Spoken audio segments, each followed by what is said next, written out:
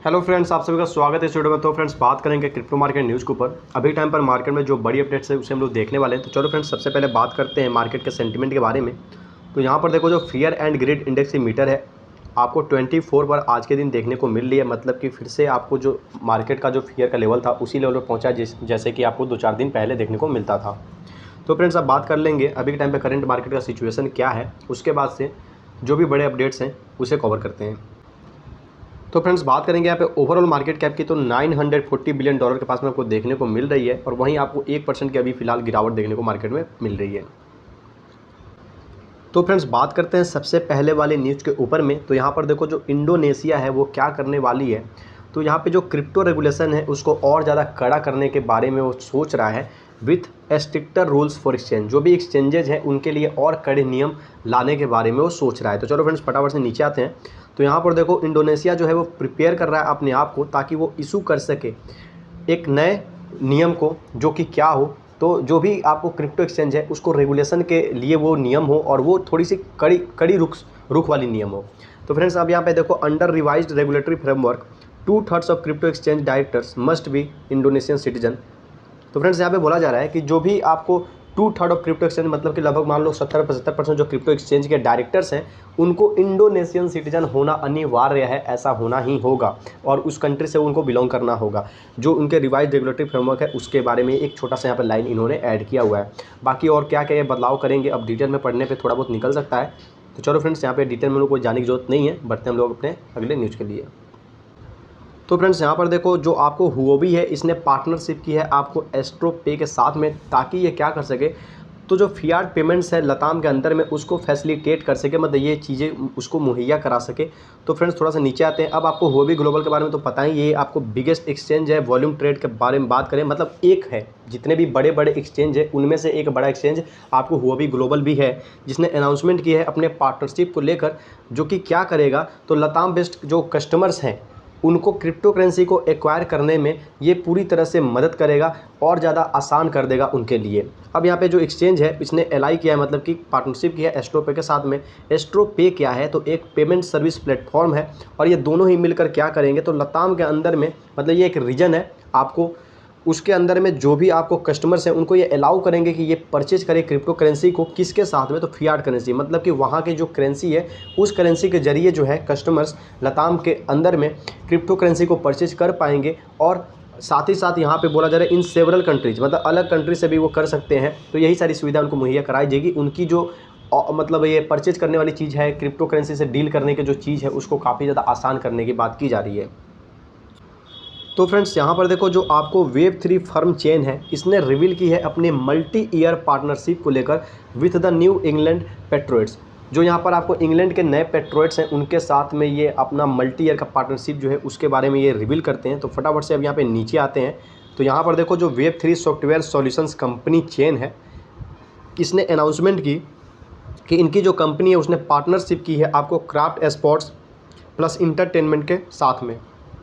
अब जो ऑनर्स हैं और जो ऑपरेटर्स हैं आपको न्यू इंग्लैंड के पेट्रोइट्स के, जैसे कि न्यू इंग्लैंड रिवॉल्यूशन, साथ ही साथ जिलेट स्टेडियम और यहाँ पे पेट्रोइट प्लेस, ये सभी इनके साथ होंगे। और ये जो काम करने वाले हैं उसके बारे में शायद ये लिखा हुआ है चेन डिटेल्स डैट।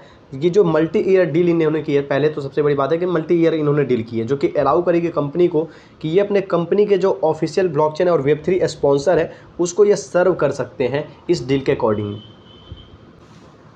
तो फ्रेंड्स यहाँ पर देखो, जो बाइनेंस है इसने क्या किया है, तो क्रिएट किया है ग्लोबल एडवाइजरी को, मतलब ग्लोबल एडवाइजरी ये बोर्ड को, ताकि क्या कर सके इनकी ये जो बोर्ड है, तो जो रेगुलेटरी चैलेंजेज है, जैसे कि रेगुलेशन को लेकर जो चैलेंजेज आएंगी, जो प्रॉब्लम्स आएंगी उसको टैकल कर सके। टैकल का मतलब होता है कि किसी भी स्थिति से अपने आप को बाहर निकालना या उसके लिए सॉल्यूशन पर काम करना। कोई क्रिटिकल स्टेज है या कोई प्रॉब्लम है तो उसके सॉल्यूशन पर काम करना। तो ये जो आपको रेगुलेटरी, मतलब इनकी जो ग्लोबल एडवाइजरी बोर्ड है, जो एक्सचेंजेज हैं उनके लिए जो रेगुलेशन वगैरह जो बहुत सारी चीज़ आती हैं उसी से निपटने के काम करेंगे। तो फ्रेंड्स जैसा कि आप पिक्चर में भी देख के समझ सकते हो। तो चलो फ्रेंड्स अब थोड़ा नीचे आते हैं। तो यहाँ पर देखो, इंटरनेशनल ग्रुप ऑफ एक्सपर्ट्स, अब एक इंटरनेशनल लेवल के जो ग्रुप ऑफ एक्सपर्ट्स हैं जिनके पास एक्सटेंसिव बैकग्राउंड है पब्लिक और कॉरपोरेट गवर्नेंस में, मतलब जैसे कि इन सभी चीज़ में उनके पास एक्सपीरियंस है अच्छा खासा। वही क्या करेंगे, तो एडवाइज करेंगे global crypto currency exchange Binance को रेगुलेशन के ऊपर में। तो ये जो बोर्ड बनी है ये काम करेगी। सबसे पहले तो ये एक इंटरनेशनल ग्रुप के एक्सपर्ट्स हैं, मतलब कोई एक जैसे नहीं, अंतर्राष्ट्रीय के लेवल के जो एक्सपर्ट्स हैं वो इसमें है, जिनका कि पब्लिक और कॉर्पोरेट सेक्टर में अच्छा खासा एक्सपीरियंस है इन तरीके की चीज़ों में। वो एडवाइज करेंगे ग्लोबल क्रिप्टो करेंसी एक्सचेंज, मतलब कि जो बाइनेंस है उसको वो एडवाइज करेंगे रेगुलेशन के ऊपर में, जो भी चीज़ें होंगी, जो भी दिक्कतें होंगी उसके ऊपर में ये इनको समाधान वगैरह चीज़ें इनको स्पष्ट करेंगे और बताएंगे। The move is an indication of Binance focus on compliance and collaboration with regulators. अब यहाँ पे बोला जा रहा है कि ये जो नए कदम इन्होंने बाइनेंस ने लिए, ये साफ तौर से इंडिकेट करता है कि बाइनेंस की पूरी तरह से फोकस है रेगुलेटर के साथ में कोलैबोरेशन को लेकर, और साथ ही साथ इनकी जो मतलब ये जो सारी चीज़ें हम लोगों ने पढ़ा है ये इनके मैनेजमेंट के द्वारा एक तरह से बताया गया है। तो चलो फ्रेंड्स, अब हम लोग बात करेंगे अगले न्यूज़ के लिए। अब नीचे अगर बात करो तो इसी चीज़ को थोड़ा और एक्सप्लेनेशन में यहाँ पे चीज़ें जो है बताई गई हैं। अब जैसे एक लाइन यहाँ पे अब दिख ही गया, तो चलो इसे क्लियर कर लेते हैं लोग। सबसे पहले तो यहाँ पे बोला जा रहा है कि इनकी जो ग्लोबल एडवाइजरी बोर्ड है वो किसके द्वारा चेयर्ड होगी, जो चेयरपर्सन होंगे, तो जो फॉर्मर यूएस सीनेटर हैं और एम्बेसडर हैं टू चाइना मैक्स आपको बकौस करके यहाँ के, इन्होंने रिसेंटली कन्वर्ट किया था पेरिस में। अब बात करते हैं मेंबर्स के बारे में। ये तो हो गया कि ये चेयर करेंगे। जो मेंबर्स हैं वो अलग अलग कॉर्नर से, मतलब अलग अलग जगह से बिलोंग करते हैं, जैसे कि आपको है इसमें यूरोप से है, अफ्रीका से है, साउथ अमेरिका, ये सारे के सारे कंटिनेंट है और अलग अलग कंटिनेंट से सभी के सभी यहाँ से हैं। जैसे कि इन्होंने पहले ही बोला था कि इंटरनेशनल ग्रुप ऑफ एक्सपर्ट इनकी जो एडवाइजरी बोर्ड है उसमें लोग हैं। तो फ्रेंड्स यहाँ पर देखो, जो फाउंडर है आपको Web3 मैसेजिंग ऐप के, अब यहाँ पे बात किया जा रहा है डिसेंट्रलाइज जो प्लेटफॉर्म्स है वो एनेबल करेगा अपने यूजर्स को कि वो बिल्ड कर सके अपने कम्युनिटीज़ को सेफ प्लेसेज में। तो फ्रेंड्स फटाफट से नीचे आएंगे, इसे ख़त्म करेंगे।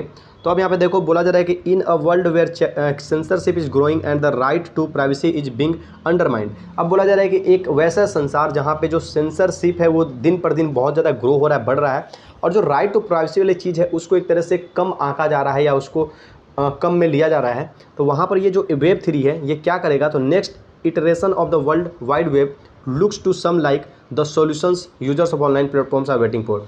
तो ये जो भी यूजर्स हैं जो कि ऑनलाइन चीज़ों को हल करने के बारे में इंतजार कर रहे हैं कि कोई वैसा सुविधा या कोई ऐसी चीज़ें निकल कर आए जो उनकी दिक्कतें जो इस तरह से हैं उनको आसान कर दे, तो उसी के तौर पे ये जो है उनको सॉल्यूशन एक तरह से प्रोवाइड करने का काम कर पाएगा।